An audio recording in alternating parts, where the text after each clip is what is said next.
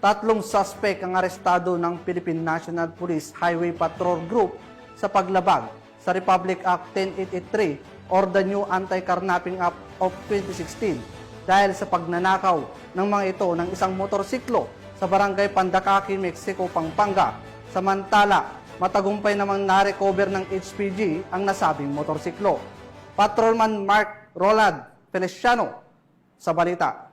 Isang aksyon ng HPG Pampanga kasama ang mga kapulisan ng Hermosa Municipal Police Station ay nahuli ang tatlong suspect sa pagnanakaw ng motorsiklo nitong Miyerkules, ika-9 ng Hulyo ng taong kasalukuyan sa Barangay Pandakaki, Mexico, Pampanga. Kinilala ang mga suspect na si alias Renren, 16 na taong gulang, si Jenjen, 15 taong gulang na parehas na taga Pampanga, at si Hart na 15 taong gulang na taga Tarlac. Ang pagkakaaresto sa mga suspect ay mula sa reklamo ng biktima na ayon dito nakapark lamang ang kanyang motorsiklo sa labas ng kanilang bahay. Agad namang itong inaksyonan at nirespondihan ng HPG. Noong Hulyo 2025, naganap na alas 3:30 ng madaling araw, ay nagkaroon ng follow-up operation sa may National Housing Authority sa Barangay Pandakaki, Mexico, Pampanga, na nagresulta sa pagka-aresto ng 3 tao, isang babae, 2 lalaki, at ang pag-recover ng isang Suzuki Raider na kulay asul.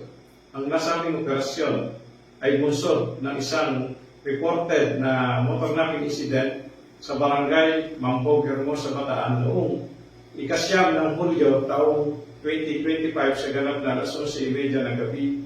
Binasahan nga ang mga sospek ng kanilang karapatan sa salitang kanilang nauunawaan at ngayon ay nasa kustodiya ng Provincial Highway Patrol Team Pampanga para sa dokumentasyon at tamang disposisyon habang inihahanda ang kasong naaangkop sa mga ito. Samantala ang nasabing motorsiklo ay sasailalim sa macro etching examination at magsisilbing ebidensya laban sa mga sospek. Ito na lang ang paalala ng HPG sa ating mga kababayan. Isa naman pong paalala sa ating mga kababayan na sana tayo ay maging maingat sa pagparada ng ating mga sasakyan. Isa rin pong paalala sa ating mga kababayan na kung tayo ay bibili ng mga segundamanong sasakyan, pumunta sa pinakamalapit na hintilan ng Highway Patrol Group upang masiguro natin na ating bibiling segundamanong sasakyan at papel ay nasa maayos na sasakyan. Isang magandang umaga po at God bless us all.